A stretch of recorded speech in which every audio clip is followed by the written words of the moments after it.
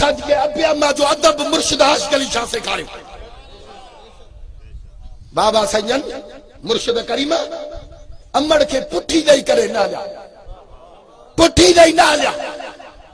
पाण फरमाईंदा जेकॾहिं मां पुठी अमड़ के ॾिनी त माण्हू मूंखे पुठी ॾेई हलंदा, पुठी ॾेई न हलंदा अमड़ के। हे बाबा सजन जो कमरो आहे, हेनो अमड़ सां जो कमरो, पर अमड़ सां जे उन कमरे दे कॾहिं पेर करे न सुता,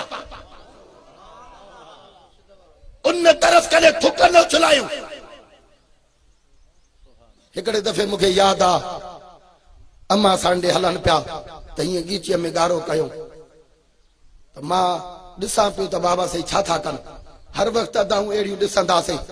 पोइ पाण फरमायूं त जॾहिं बादशाह जे आॾो हलिजे त आजिज़ी करे हलिजे, छो जो हे बादशाह आहे।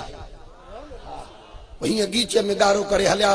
बाबा साईं मुर्शिद आशिक़ अली शाह जे नाव था सघूं त ॾिठोसीं त अमड़ साण निंड पई। छा अमड़ साण निंड पई। पोइ निंड जो पई त अमड़ साण जा मन जुती मुबारक खणी पंहिंजे चादर मुबारक सां उघियऊं उनखे, पंहिंजी चादर वरी जाॾो तरो आहे हेॾो हीअं जाॾो पाए बि आहे न, जाॾो हेठो तरो थींदो आहे हेठो, उहो तरो मुबारक पंहिंजे मुंहं ते घुमायूं, हीअं पंहिंजे मुंहं ते घुमाए वरी सीने ते घुमायूं, वरी सीने ते घुमाए वरी पोइ उनखे पोइ उघियऊं, वरी उनखे उघी वरी पोइ उन जुती वरी अलाह जी ज़ात जो सुती पई अमड़, वरी हीअं गीचे में ॻारो कई, वरी पोयां पेर हलिया, वरी पोयां पेर हली।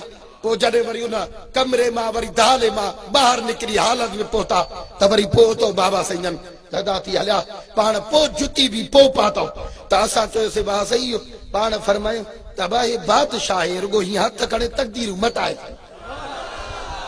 वाह वाह।